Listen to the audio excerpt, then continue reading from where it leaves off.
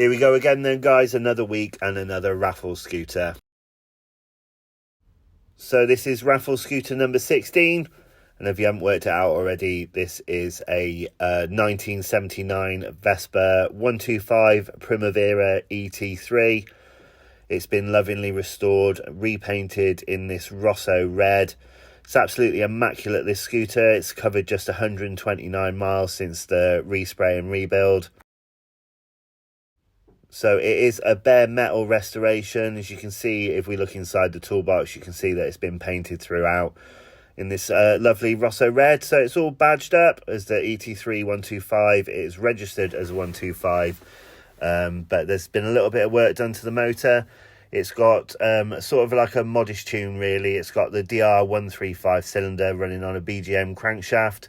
It's got a VMC 12-volt electronic ignition. It runs a malossi clutch and straight cut gear kit.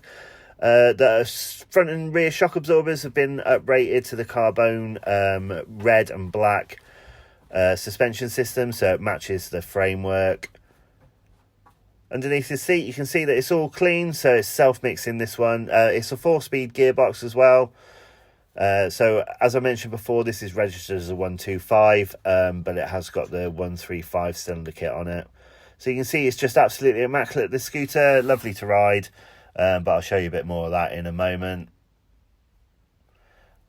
Always nice to have the key on the headset. I think on a Vespa it adds a little bit of extra style to them.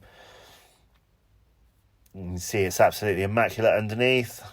All black accents throughout, black rubber work, black headlamp rim, levers and mudguard crest. So let's take it for a spin.